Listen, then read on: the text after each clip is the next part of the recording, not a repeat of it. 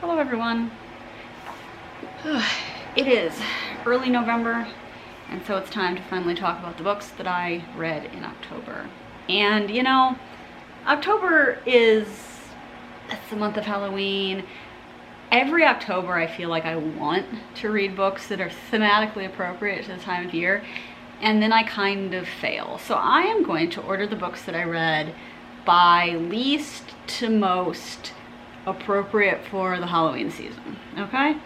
Right, it's just off the top of my head. Oh boy. Okay, so number one, the least relevant to it being Halloween season, was Babel by Gaston Doran. So not the R.F. Kuang book. This is a nonfiction book about linguistics, and I thought it was really interesting.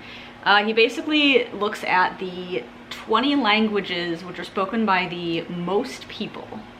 Not just native speakers, but like overall in general, the 20 languages spoken by the most people. So in some cases, their language is spoken by just a huge number of people in like one country. So Javanese, a language which I didn't even know existed because, of course I didn't,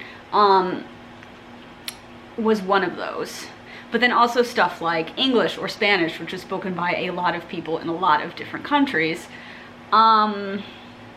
Javanese, by the way, is what they speak in Indonesia. I think I'm getting that right. It's not like native to every island of Indonesia or anything. It's just the language that happens to have kind of, they chose it as their like main language when they made their country. Anyway, really interesting book. He goes through all of these languages, and each chapter is kind of just an essay about that language and some aspect of it that makes it interesting. So like I thought it was really fun. Like I don't know a ton about linguistics, so it was really interesting to just learn some basic stuff. And it was interesting also to learn things about languages that, well, obviously English was in there, but so were French and German, which are both languages that I've taken in school, and Japanese, which my sister is attempting to learn a little bit right now. And so that was just cool to learn something about those languages that I knew a little bit about already. The German chapter was fun because he was just talking about the ways in which German is strange, and like some guy who made this big just document, almost this big Excel sheet of all of these languages and all the different ways in which those languages are atypical, and kind of trying to figure out what's the oddest language, and German is really high on that list for some reason. But it was funny because all the things he was listing specifically, a lot of them it's like, that's not odd, and then you realize, oh, that's because English does that too. Okay. Like for example, swapping the noun or the subject and the verb order in a sentence in order to make it a question.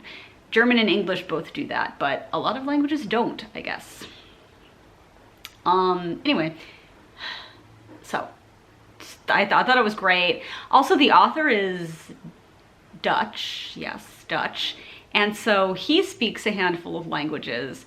Obviously the book was written in English or I wouldn't have been reading it, but you know, he speaks a number of languages that were not discussed in the book, like Dutch, for example. So that's interesting as well. I mean, he does like mention that, so that's how I know, but I would say that I do want to read more by him. I know he's got at least one other book about linguistics out there. I think it's called Lingo. It's a little older than this one, so it was like mentioned on the back of the book. Anyway, I thought it was great, and it had absolutely zero to do with Halloween. So, number two, Persepolis Rising. Wait, hang on. I can't talk about Persepolis Rising yet because I read it mostly in October, but then I finished it in November. Never mind. Fucking ignore that. All right. Okay, I'm gonna say number two is, this is tough. Is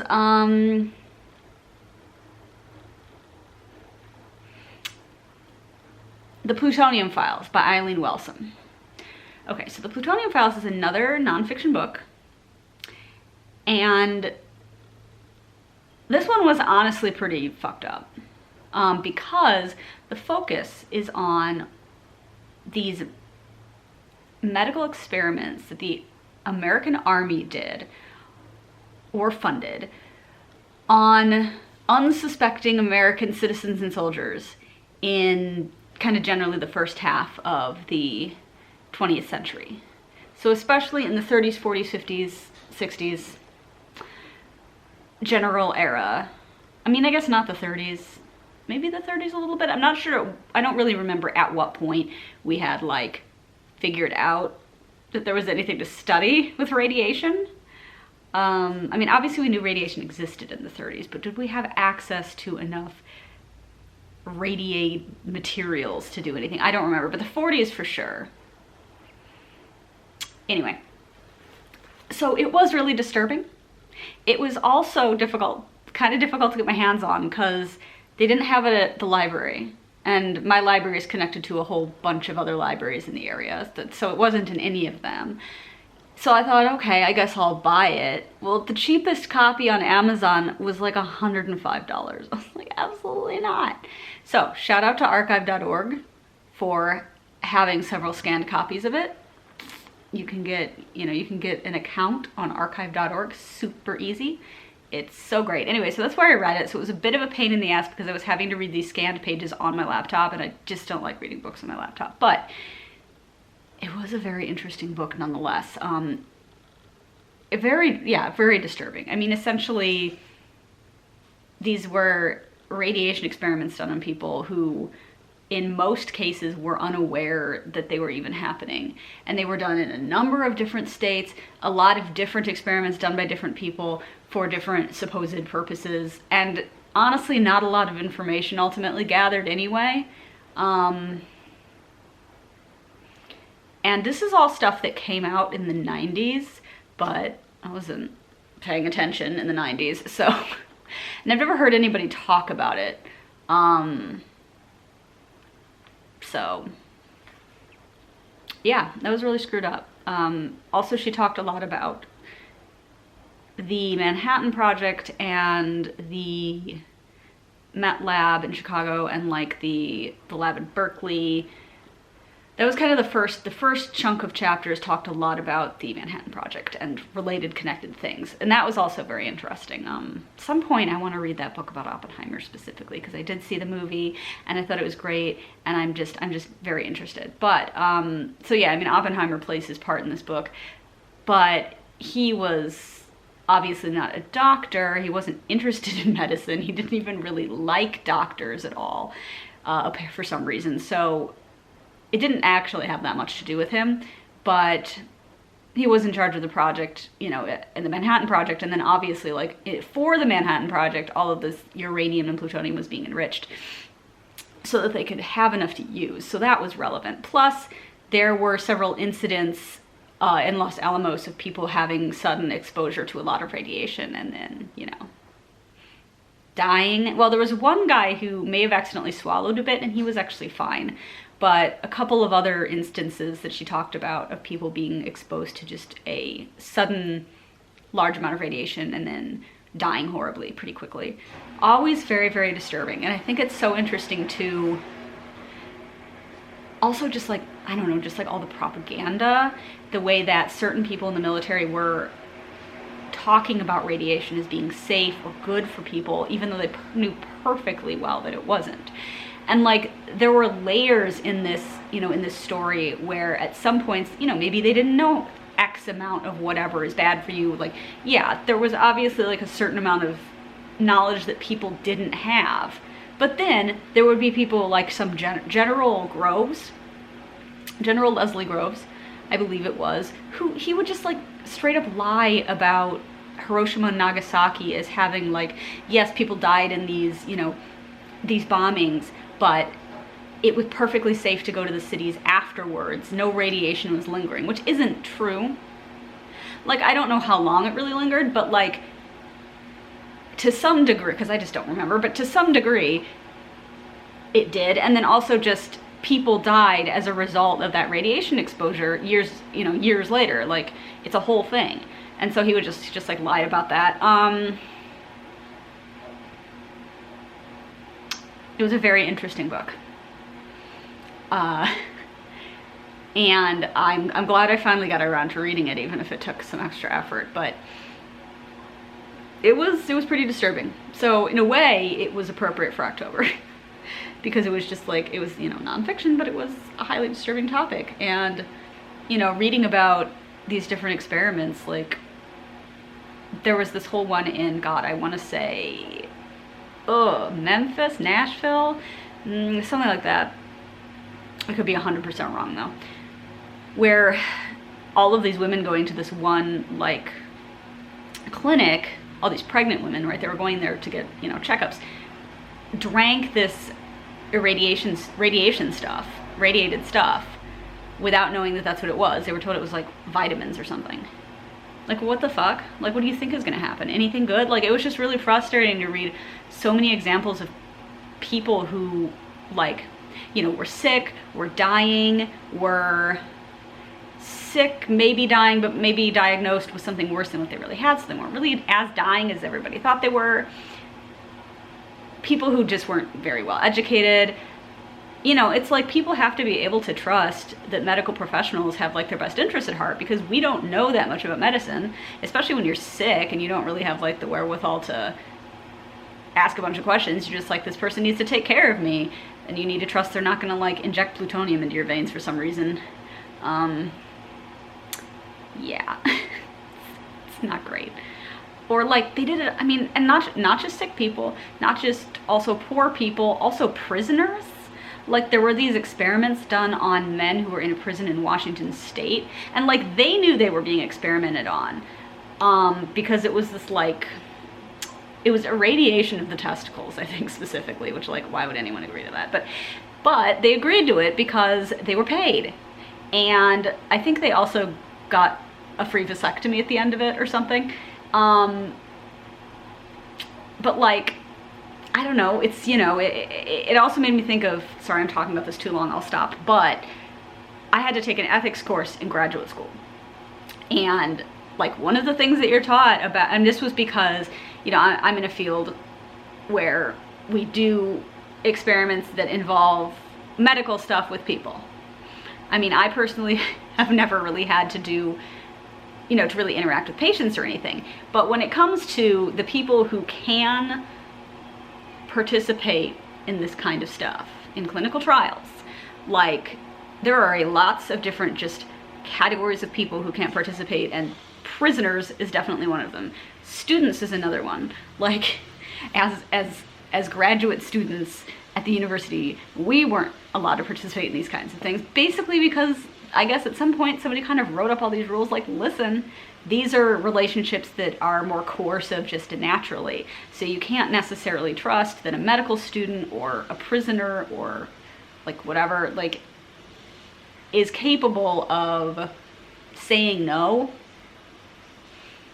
if they really don't want to do something without necessarily worrying that there'll be consequences. So anyway, that's a really interesting book. Let's move the fuck on though.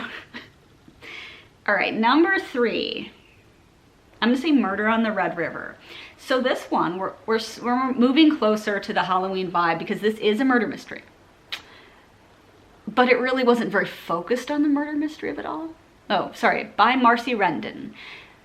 This is the beginning of a currently only 3 book, but I wouldn't be surprised if she keeps publishing them, murder mystery series focused on this character who is, oh God, what's her name? Her name's Cash Blackbear, Cash Blackbear.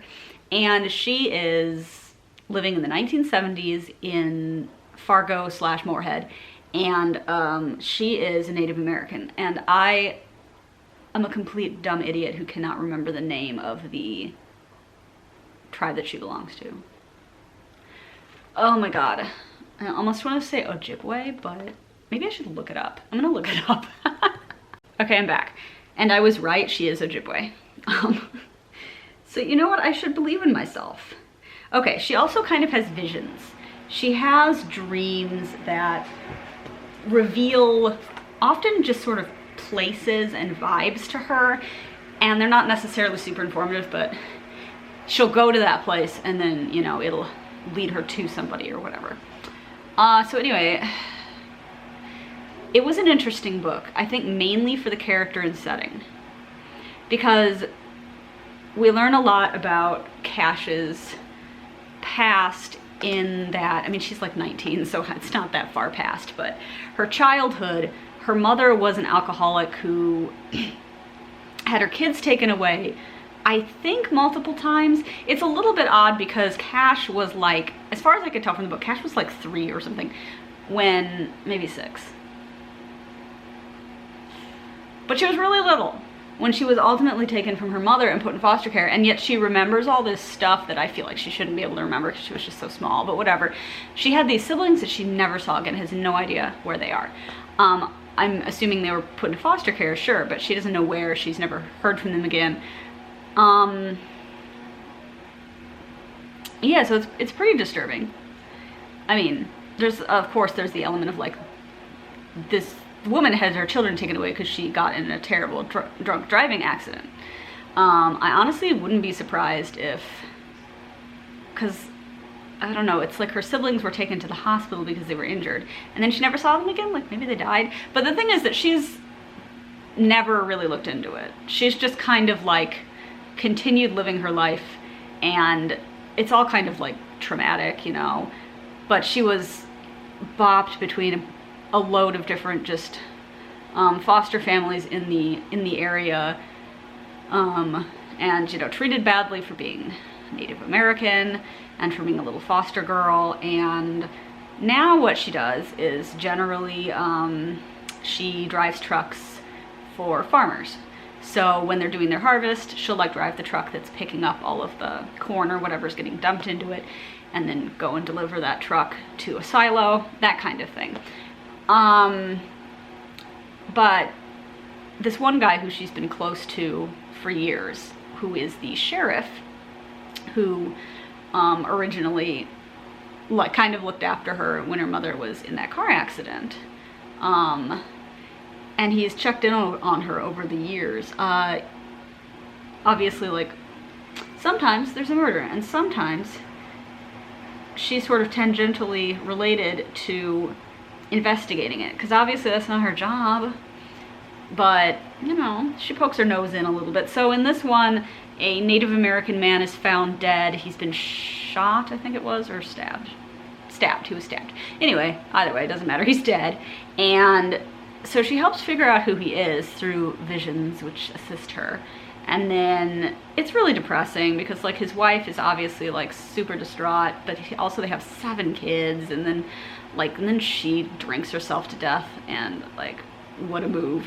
And then the kids are like, we're gonna live in the forest. It's a lot, it's disturbing. But also Cash is just like so bad at taking care of herself. She's constantly smoking. But you know, here's the thing. I don't feel like there was that much focus on the mystery, which I didn't really love. But I liked the setting and character enough that I want to continue reading the series. I'm like, I want to see what happens though, because she's going to go to college. She signs up to go to this college. I think it's like Morehead State or something. I made that up, but something like that. And, you know, in the area, and it gets paid for. Like, she gets a free ride through some, I don't know, some scholarship for Native American people from the area. And so I'm gonna see how that goes, because I could see the series becoming more interesting going on. I want to know more about the sheriff, because there's some kind of questions about him, largely because Cash just like, there's so much that she doesn't know about herself, her family, and also about the sheriff guy, like questions she's never asked, you know, and I'm just curious, and I want to see where this all goes, like, as the series continues. So yeah, but it's not getting as high as the next one, simply because there wasn't as much focus on the actual murder mystery. So I'm gonna put at what number are we on? 4, Exiles by Jean Harper, which is a murder mystery, but like, well, Okay, it's also a little bit, you know, odd in that department because they're not really sure it's a murder throughout much of the book. But a year ago, at the local wine festival in this valley in this small town in Australia, it's Jane Harper, so you know it's Australia, you know it's a picturesque setting. This woman went missing. Her shoe was ultimately found, and they believe that she must have jumped into this reservoir. The only people who don't think she did is basically her daughter, and the rest of the family is like still kind of like, we want to find her body, we want to find out what really, if anyone knows what really happened, if anyone saw her. So this is an Aaron Falk story, and I think it is intended to be the final Aaron Falk story. He is the financial police guy who was introduced in The Dry. Yeah, so he works for what I guess is basically the IRS equivalent in Australia. But there's a certain, you know, he's not like doing the math. He's like figuring out financial criminals and like catching them and stuff. But he was there when this woman went missing because his friend, it's kind of complicated, but his friend's brother used to be married to this woman. Okay. The daughter of the woman is also the brother's daughter. So they're all related, right? And the friend of Aaron was having his son's christening in that town where they don't live, but they were all in town to have the christening, and staying at his brother's house, right? So of course when she went missing, everything went to absolute shit. They didn't have the christening. Now a year later they're gonna have it, and so Aaron is back in town to actually try and attend. And throughout the whole book is just the big question of like, did this woman kill herself? Is there more to the story at all? And if so, what? So I quite enjoyed it. Like, I'm a Jane Harper stan. Every time she has a book, I have to read it. This one took me a little while because it's from last year, and I do remember when it came out, but I just kept waiting because I like listening to them in audiobook. That's what I've done for all 5. Is it 5? Yes, 5 of her books so far. They're all read by the same guy, and he's great. So I do think that it was a pretty good book. I think that it was a little slow. It was slow, and like her books are all a bit slow, but I don't know, this one felt even slower. Like, maybe partially because we don't fully know most of the way through the book whether it's even a mystery or not. Like, she might have genuinely killed herself. We don't know until a certain point, right?